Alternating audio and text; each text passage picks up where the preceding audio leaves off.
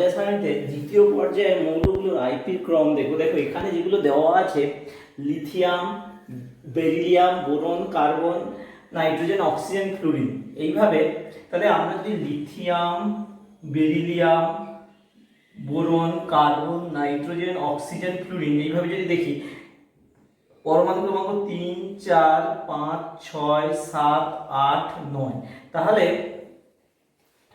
নিউক্লিয়াসের প্রোটন সংখ্যা এখানে 3, 4, 5, 6 এইভাবে 9 অবধি এগিয়ে গেছে। আচ্ছা, এখানে একটা জিনিস লক্ষ্য করি, মানগুলো যে দেওয়া আছে, মানগুলোতে বেরিলিয়ামের মানটা দেখো যা দেওয়া আছে বোরনের মানটা তার থেকে কম, আবার নাইট্রোজেনে দেখো যা দেওয়া আছে অক্সিজেনের মানটা কম। আমরা জানি যে পর্যায় সারণীতে বাম থেকে ডান দিকের দিকে এগোলে আইপির মান ধীরে ধীরে বাড়ে। তাহলে সেই অনুযায়ী লিথিয়ামের পর বেরিলিয়ামে বেড়েছে, কিন্তু বেরিলিয়ামের পর বোরনে গিয়ে কমে গেছে, আবার বেড়েছে, কিন্তু আবার দেখো নাইট্রোজেন থেকে অক্সিজেনে গিয়ে কমেছে। এই যে দুটো মানে এখানে যে ব্যতিক্রম, বোরন, বেরিলিয়াম আর তোমার হচ্ছে নাইট্রোজেন, এই দুটো কেন হয়? দেখা যায় যে বেরিলিয়াম আর নাইট্রোজেন এদের ক্ষেত্রে যোজ্যতা কক্ষে সুস্থিত ইলেকট্রন বিন্যাস বর্তমান এই সুস্থিত ইলেকট্রন বিন্যাস থেকে ইলেকট্রন বাহির করতে কি হবে? বেশি শক্তি লাগবে।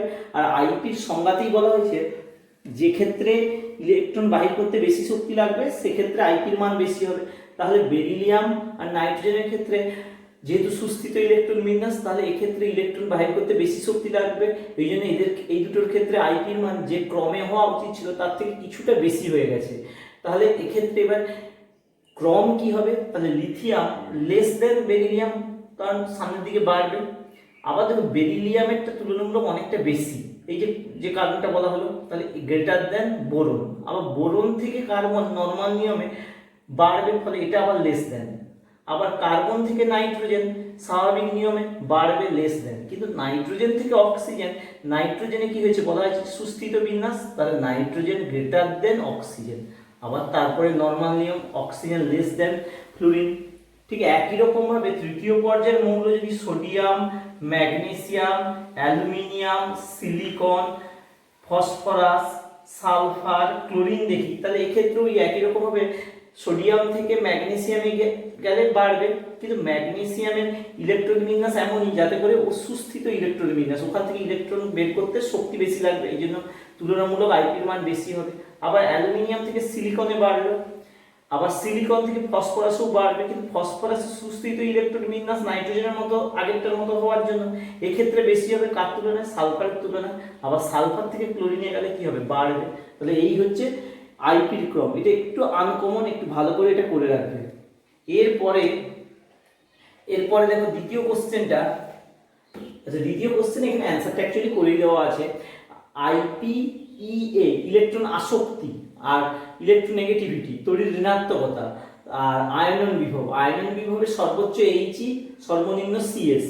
আবার ই এর ক্ষেত্রে সর্বোচ্চ সিএল, সর্বনিম্ন কি হবে? এইচজি। আর ইএন এর ক্ষেত্রে সর্বোচ্চ ফ্লোরিন আর এফ, আর সর্বনিম্ন সিএস। এর সর্বোচ্চ সর্বনিম্ন কোনটার ক্ষেত্রে কি, এটা একটু মনে রাখবে। এবার দেখো বিজারণ ক্ষমতার ক্রম।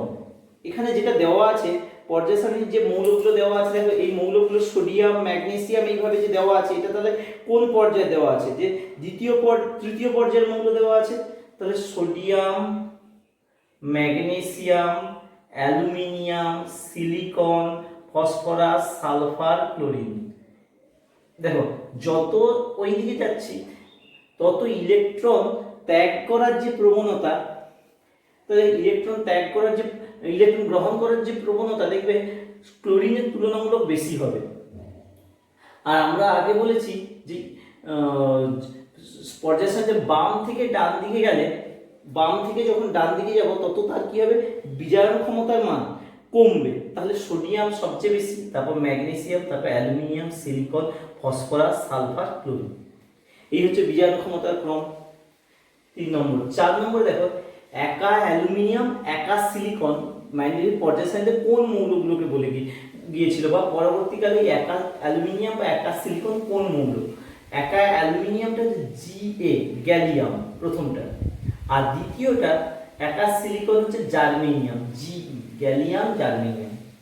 এরপরে দেখো পর্যায় সারণীতে কোন পর্যায়ে কঠিন তরল গ্যাসীয় সলিড, কঠিন লিকুইড তরল গ্যাস, এই তিন অবস্থার মৌল একসঙ্গে থাকে। যদি আমরা গ্রুপ 17 ধরি, গ্রুপ 17 অর্থাৎ পর্যায় সারণীতে 7s শ্রেণী যদি ধরি, এক্ষেত্রে দেখো ফ্লোরিন, ক্লোরিন, ব্রোমিন, আয়োডিন। এর মধ্যে ফ্লোরিন হচ্ছে কি গ্যাস, আবার ক্লোরিন হচ্ছে গ্যাস, আর ব্রোমিন হচ্ছে লিকুইড তরল, আর আয়োডিন হচ্ছে সলিড। তাহলে একসঙ্গে কঠিন তরল গ্যাসীয় 3 প্রকারের মৌল থাকলো একই শ্রেণীতে। এরপরে দেখো সেতু মৌল কি? সেতু মৌল হচ্ছে পর্যায় সারণীতে এই হ্যালোজেন মৌল অর্থাৎ 17 নম্বর মৌল, আর কোন একটা পর্যায়ে 17 নম্বর মৌল অর্থাৎ হ্যালোজেন মৌল, ওই মৌলের পরবর্তী মানে কি নিষ্ক্রিয় গ্যাস, নিষ্ক্রিয় গ্যাস। আর এরপরে গেলে পরবর্তী পর্যায়ে 1a অর্থাৎ কোন মৌলকে বোঝাচ্ছে? ক্ষার ধাতু। এরা সবচেয়ে তড়িৎ ধনাত্মক সর্বাধিক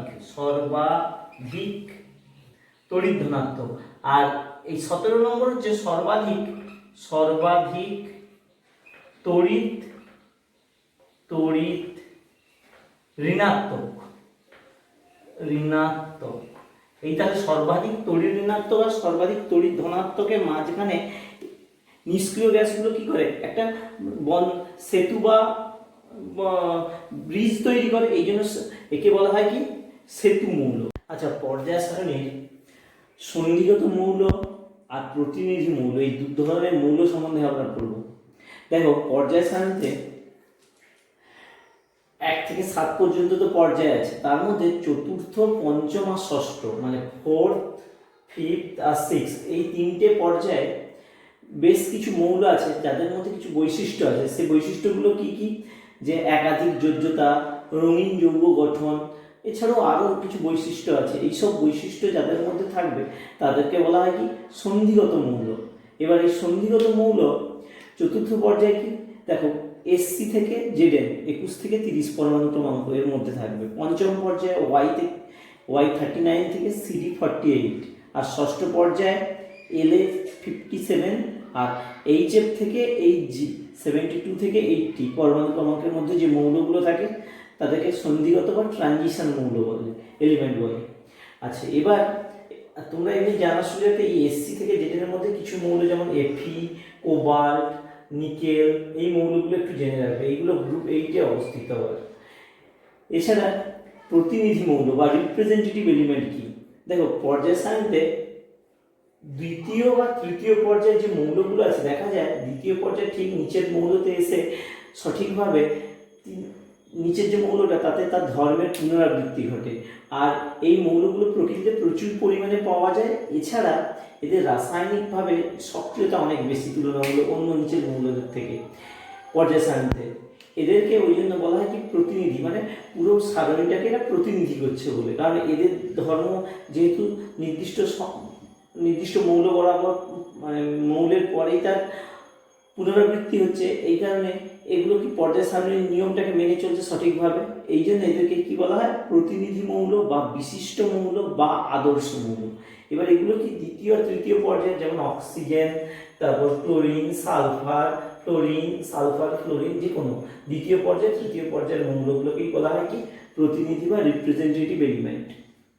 ম্যান্ডেলিভের পর্যায় সারণীতে দেখা যায় যে আর্গন আর পটাশিয়াম, এই দুটোর মধ্যে আর্গন নিষ্ক্রিয় গ্যাস সেই সময় আবিষ্কার হয়নি ঠিকই, কিন্তু আর্গনের পারমাণবিক ওজন যেটা পারমাণবিক ভর পটাশিয়াম অপেক্ষা বেশি, তবুও তিনি কি করেছিলেন? আর্গনের আগে পটাশিয়ামকে স্থান দেননি, দিয়েছিলেন আর্গনের পরে, যদিও আর্গন অপেক্ষা পটাশিয়ামের পারমাণবিক ভরটা কম। এক্ষেত্রে কারণটা কি? এক্ষেত্রে তিনি প্রথম মূল যে নীতিটা গ্রহণ করেছিলেন বা যেভাবে পর্যায় সারণীটা তৈরি করেছিলেন, সেক্ষেত্রে তিনি গুরুত্ব দিয়েছেন যে ধর্মের সাদৃশ্য, এই পটাশিয়ামের সঙ্গে ধর্মের সাদৃশ্য মৌলগুলোকে এক জায়গায় রাখা, ওইগুলোকে রাখার জন্য তিনি কি করেছেন? ওই জন্য প্রথমে 1a-তেই অর্থাৎ 1A শ্রেণীতেই পটাশিয়ামকে স্থান দিয়েছেন। দেওয়ার ফলে পটাশিয়াম কি হয়েছে, যে পারমাণবিক ভর কম হওয়া সত্ত্বেও পারমাণবিক ভর কম হওয়া সত্ত্বেও পরে স্থান পেয়েছে। এটা গেল আর্গন আর পটাশিয়ামেরটা। এরপরে দেখো তড়িৎ ঋণাত্মকতা ক্রমে সাজাতে বলেছে। হ্যালোজেন মৌলগুলোর ক্ষেত্রে তড়িৎ ঋণাত্মকতা যদি ক্রম দেখি, যত উপর থেকে নিচের দিকে যাব একটা নির্দিষ্ট শ্রেণীতে তড়িৎ ঋণাত্মকতার মান কমবে। তাহলে কি হবে, chlorine greater than chlorine greater than bromine greater than iodine, তার মানে FCl/Br(I). এবার তড়িৎ ধনাত্মকতার ক্রম, তড়িৎ ধনাত্মকতার ক্রম যদি আমরা পর্যায় সারণীতে উপর থেকে নিচের দিকে যাই, দেখা যাবে যে তড়িৎ ধনাত্মকতার ক্রম ধীরে ধীরে কমবে। তাহলে সবচেয়ে তড়িৎ ধনাত্মক মৌল এখানে কি হবে, লিথিয়াম। তাহলে লিথিয়াম সবচেয়ে বেশি, তারপরে সোডিয়াম, তারপরে পটাশিয়াম, তারপরে রুবিডিয়াম, তারপর CS। তাহলে এই হচ্ছে তড়িৎ ধনাত্মকতার ক্রম। এরপরে তড়িৎ এরপরে দেখো আকারের ক্রম বলেছে। আকারের ক্রমে দেখো যে K+, ক্যালসিয়াম 2+, আর্গন Cl-S2-। আমরা যদি Ca ক্যালসিয়াম, পটাশিয়াম, আর্গন, তারপর হচ্ছে Cl(S), এতে দেখো 2+, এটা 1+, 0, 1-, 2-। প্রত্যেকটাই দেখবে 18টা করে ইলেকট্রন আছে, অর্থাৎ এটা আইসো ইলেকট্রনিক। এটা তাহলে ক্যাটায়নের ক্ষেত্রে এখানে ক্যাটায়নের যত ধনাত্মক আধান বাড়বে তত ক্যাটায়নের সাইজ ছোট হবে, আর অ্যানায়নের ঋণাত্মক আধান যত বাড়বে তত সাইজ বাড়বে। এবার এই একটা মাঝখানে থাকবে। তাহলে এই ক্রম যদি আমি দেখি, তাহলে সবচেয়ে ছোট হবে কি, calcium 2+, Ca2+, less than A+, argon, তারপরে হচ্ছে Cl-, তারপরে হচ্ছে S2-।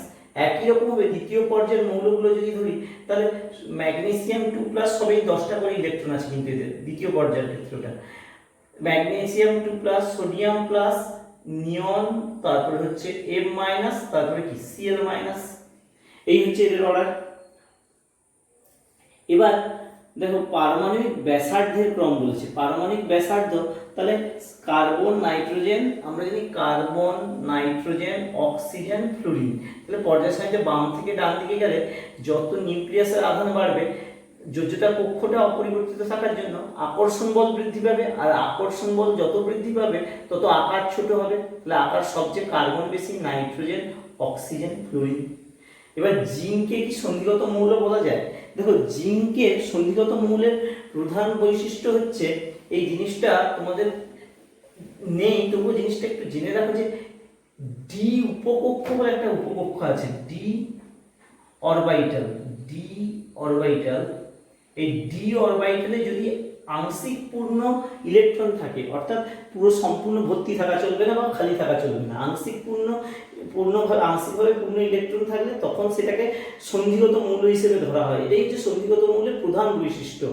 আর এছাড়াও রঙিন যৌগ গঠন বা পরিবর্তনশীল যোজ্যতা, এই সমস্ত বিভিন্ন ধর্মগুলো দেখায়। কিন্তু জিঙ্কের ক্ষেত্রে আসলে এই যে প্রথম যে ধর্মটার কথা বলা হলো, অর্থাৎ ডি অরবিটাল ইলেকট্রন আংশিকভাবে পূর্ণ থাকবে, এটা মেনে চলে না। কারণ জিঙ্কের হচ্ছে পরমাণু ক্রমাঙ্ক 30 হওয়ার জন্য এই সম্পূর্ণভাবে ডি কক্ষক ইলেকট্রন দ্বারা ভর্তি থাকে। 10টা ইলেকট্রন দিয়ে ডি কক্ষক ভর্তি থাকে, আর ডি কক্ষকে সর্বাধিক ইলেকট্রন 10টা থাকতে পারে। 10টা ইলেকট্রন দ্বারা ভর্তি থাকার জন্য এক্ষেত্রে কি হয়, তাহলে ওই নিয়ম মানছে না। কিন্তু এছাড়া সন্ধিগত মৌলের যে সমস্ত বৈশিষ্ট্য, জটিল যৌগ, রঙিন যৌগ, এরকম বিভিন্নভাবে যে বৈশিষ্ট্যগুলো আছে, তার কিছু বৈশিষ্ট্য জিঙ্কের ক্ষেত্রে লক্ষ্য করা যায়।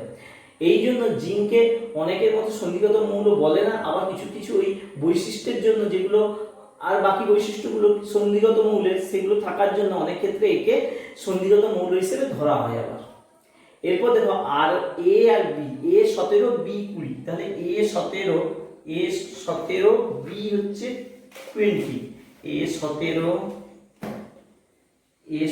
তাহলে ইলেকট্রন বিন্যাস কি হবে, KLM। তাহলে 2 প্রথমে, তারপর 8, তারপর আবার 7। বি তে কত আছে, 20, তাহলে KLMN। তাহলে প্রথমে 2, 8, তারপরে সর্বাধিক 8, তারপরে 2। এবার বলছে যৌগের গঠিত যৌগের সংকেত। তাহলে এখানে একটা বিন্যাস থেকে দেখা যাচ্ছে যে বির ক্ষেত্রে বাইরের ঘরে দুটো ইলেকট্রন আছে আর এর ক্ষেত্রে 7টা আছে। কখনোই 7টা ইলেকট্রনকে কেউ ত্যাগ করবে না, করলে দুটো ইলেকট্রনকে ত্যাগ করতে পারবে। তাহলে দুটো ইলেকট্রনকে যদি ত্যাগ করে বি 2, উপরের এই অংশটা বাদ দিয়ে দাও, এইখানটাই করে দিচ্ছি। তাহলে 2 বির ক্ষেত্রে কি হচ্ছে 2 8 8 2। তাহলে এই বিন্যাস থেকে প্রথমে দুটো ইলেকট্রন যদি বের করে দেয় তাহলে বি কি হবে 2+ হবে। এবার 2 8 8, তাহলে নিশ্চয়ই গেছে ইলেকট্রন বিন্যাস পেয়ে গেল। আর এই পাশে এ যেটা এ আছে 17, তাহলে 2 8 7 2 8 7। এ কি করবে একটা ইলেকট্রন নিয়ে নিলে তাহলে কি হবে এ মাইনাস হবে, তখন 2 8 8 হবে। কিন্তু এ এখানে ইলেকট্রন ত্যাগ করছে কটা, দুটো, কিন্তু এ এখানে গ্রহণ করছে কটা, একটা। তাহলে আমি এ কে দুটো সংখ্যায় যদি নিয়ে নিই তাহলে কি হবে দুটো এ মাইনাস তৈরি হবে। তাহলে বি প্লাস আর দুটো এ মাইনাস, তাহলে পরস্পর যুক্ত হয়ে কি হবে বি এ, দুটো বি এ 2। আর যেহেতু ইলেকট্রন গ্রহণ বর্জনের মাধ্যমে এটা তৈরি হয়েছে, এটা কি প্রকৃতির যৌগ হবে আয়নিক, আয়নিক বা তড়িৎযোজী, তড়িৎযোজী যৌগ, তড়িৎযোজী যৌগ। এবার পর্যায় সারণীতে অবস্থান বলেছে। দেখো আধুনিক দীর্ঘ পর্যায় সারণীতে যদি অবস্থান দেখি, পিরিয়ডিক টেবিলে অবস্থান, তাহলে এর ইলেকট্রন বিন্যাস দেখো, এর ইলেকট্রন বিন্যাসে সবসময় ইলেকট্রন বিন্যাসে কতগুলো কক্ষ ব্যবহার করছে, দেখো 1 2 3, তিনটে কক্ষ ব্যবহার করছে। তার মানে এ থার্ড, তৃতীয় পর্যায়, পর্যায় তার মানে তৃতীয় হয়ে গেল, কারণ কে এল এম তিনটে ঘরে ইলেকট্রন আছে। আর এই শ্রেণী কি হবে শেষ ঘরটা দেখো, শেষ ঘরে কতগুলো ইলেকট্রন আছে 7, তাহলে 7 এ বা 17 নম্বর আধুনিক দীর্ঘ পর্যায় সারণীতে আইপ্যাক পদ্ধতি যেটা 17 নম্বর। আবার বি তে দেখো, বি তে পর্যায় কি করে বের করব কে এল এম এম এন অবধি এর ইলেকট্রন আছে, তাহলে চতুর্থ পর্যায়, চতুর্থ পর্যায়। আর শ্রেণী কি হবে, শ্রেণী হবে, শ্রেণী হবে কি দেখো শেষ ঘরে কটা ইলেকট্রন আছে দুটো 2, তাহলে এ 2 এ তে বা 2 নম্বর শ্রেণী আইপ্যাক পদ্ধতিতে 2 নম্বর। এরপরে দেখো ধাতব ধর্মের ক্রম বলছে। আমরা যদি পর্যায় সারণীতে উপর থেকে নিচের দিকে গেলে ধাতব ধর্ম ধীরে ধীরে বাড়ে, ধাতব ধর্ম বাড়লে তাহলে কি হবে এফ সবচেয়ে কম ধাতব ধর্মী, ক্লোরিন ব্রোমিন আয়োডিন সবচেয়ে বেশি ধাতব ধর্মী হবে যেহেতু নিচে আছে, তাহলে F Cl B Br I. এবার এইগুলোর মধ্যে খাদ ধর্মের ক্রম, আমরা যদি পর্যায় সারণীতে উপর থেকে নিচের দিকে গেলে খাদ ধর্ম বাড়ে। তাহলে এখানে দেখো সোডিয়াম আছে, পটাশিয়াম আছে, অ্যালুমিনিয়াম আছে, সিলিকন আছে। এটা তৃতীয় পর্যায়ে, এটা চতুর্থ পর্যায়ে। তাহলে উপর থেকে নিচের দিকে গেল তাহলে পটাশিয়ামের খাদ ধর্ম বেশি হবে। আবার খাদ ধর্ম বাঁ দিকে বেশি হবে, ডান দিকে তুলনামূলক কম হবে। তাহলে সবচেয়ে বেশি খাদ ধর্মী কি হবে K2O, তারপরে কি হবে Na2O। এবার বাম থেকে ডান দিকে যত যাব খাদ ধর্ম কমবে, অ্যাসিড ধর্ম বাড়বে। তাহলে Al2O3 তারপরে, আর তারপরে কি হবে SiO2 সিলিকন ডাই অক্সাইড। এই হচ্ছে এদের খাদ ধর্মের ক্রম। এবার এছাড়াও এখানে তোমরা আরেকটু জিনিস পড়ে রাখবে যে সেই ল্যান্থানাইটস আর অ্যাক্টিনাইটস, ল্যান্থানাইট আর অ্যাক্টিনাইটস মৌলগুলোর উদাহরণ কিছু পড়ে রাখবে। এগুলো আগেও বলা হয়েছে, ল্যান্থানাইটস এলিমেন্ট আর অ্যাক্টিনাইটস এলিমেন্টের উদাহরণ। আচ্ছা এইগুলো দেখো A6 B8 আর হচ্ছে C10। এবার পর্যায় সারণীতে এদের অবস্থান বলেছে, পর্যায় সারণীতে এদের অবস্থান, তাহলে এ প্রথমে কে এল এম এইভাবে লিখে নিন। তাহলে এ কত বলছে 6 2 আর 4, বি হচ্ছে 8 2 আর 6, সি হচ্ছে 10 2 8। তাহলে সবকটার ক্ষেত্রে এল কক্ষতেই কি ইলেকট্রন শেষ, তাহলে কতগুলো কক্ষপথ ইউজ করেছে 1 আর 2। তাহলে পর্যায়টা সবের ক্ষেত্রে কি হবে, পর্যায় সবের ক্ষেত্রে হবে তোমার দ্বিতীয়। আর শ্রেণী কি হবে, শ্রেণীটা দেখো এর ক্ষেত্রে সবচেয়ে বাইরে কত আছে 4টে ইলেকট্রন আছে, তাহলে 4A। আবার বির ক্ষেত্রে দেখো কটা আছে 6টা, তার মানে 4 6 মানে 6A। আর সির ক্ষেত্রে দেখো সব থেকে বাইরের ঘরে কতগুলো আছে, 8টা। তাহলে 8টা আছে মানে কি নিষ্ক্রিয় গ্যাস, তার মানে 0 বা শূন্য শ্রেণী। তাহলে এইটাকে যদি আধুনিক দীর্ঘ পর্যায় সারণীতে একবার আইইউপ্যাক পদ্ধতিতে লেখা হয় তাহলে 10 + 4 মানে 14, আর এটা হচ্ছে 16 নম্বরে, আর এই হচ্ছে কি 18 নম্বর শ্রেণীতে আছে। এবার হচ্ছে সর্বাধিক অপরাধর্মিতা, মানে সবচেয়ে ঋণাত্মক ধর্মী কোনটা হবে। সব থেকে বাইরের পক্ষে দেখো ইলেকট্রন এর 8 আছে, তাহলে এই ইলেকট্রন সহজে নেওয়ার কোনো প্রশ্নই বা বর্জনের প্রশ্ন নেই। 4 আছে, 4 আছে মানে 8 করতে গেলে একে 4টে ইলেকট্রন ছেড়ে দিতে হবে বা নিতে হবে, যেটা খুব কঠিন প্রসেস, 4টে ইলেকট্রন ত্যাগ করা বা গ্রহণ করা একসঙ্গে।